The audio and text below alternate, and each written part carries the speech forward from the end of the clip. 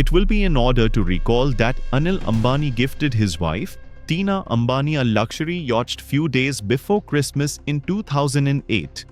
Luxury yacht was bought from Ferretti SPA of Italy through Ammolite Holdings, a Adia group company. In a grand gesture of their love, he christened the yacht Tian, a combination of their names. Yacht created quite a buzz in the media. The acquisition also drew the attention of customs authorities. They slapped a bill of 28 crore rupees on the ADA group company after the yacht was docked near Mumbai's iconic Gateway of India. It was impounded by the customs authorities in February the next year, which forced the company to approach the Bombay High Court. Sometime later, the petition was withdrawn to reach an out-of-court settlement. But the story is not as simple as it sounds.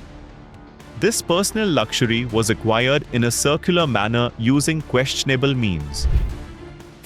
The funds worth around $20 million for the acquisition was sourced from Reliance Communication, which were routed by Gateway Net Trading Private Limited of Singapore through Reliance Transport and Travels. Gateway Net Trading is a wholly owned subsidiary of Reliance Communication. Initially, Reliance Transport and Travels was deputed the task of procuring luxury yacht. The task was redelegated to Ammolite Holdings Limited for a sum of $400,000 on a one-year-long contract. A memorandum of understanding was executed on 22 October 2008.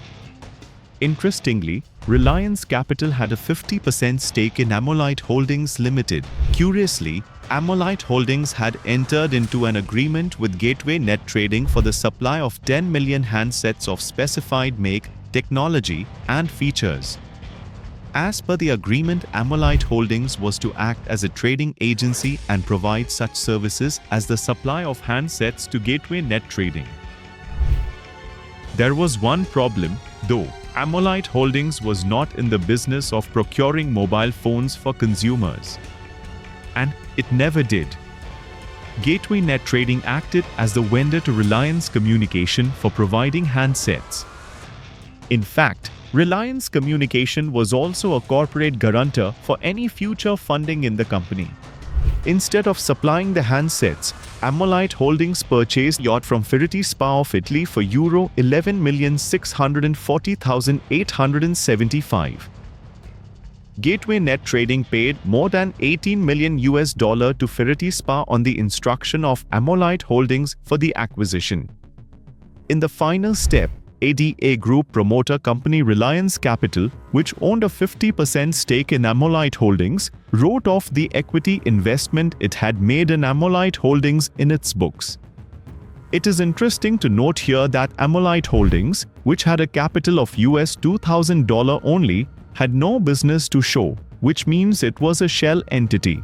This is how the yacht was acquired, with money diverted from a listed entity like Reliance Communication, which was one of the most resourceful and promising enterprises in the ADA Group's kitty. This event cast a long shadow over the company in the coming years as it began to pile up debt, and its attempt to keep afloat were fruitless even after it raised 4,800 crore from investors by selling 338 million shares in 2014. Ultimately, the company became insolvent in 2023. The total outstanding debt this ADA Group company owes to over 45 banks is 47,000 crore rupees. You are watching Cobrapost Expose on ADA Group. For more details, please log in to cobrapost.com. This video was automatically generated by an artificial intelligence system using Hagen and may contain inadvertent errors and inconsistencies despite our best efforts at accuracy and quality. We recommend that you peruse and verify the information in this video with the corresponding published story on cobrapost.com.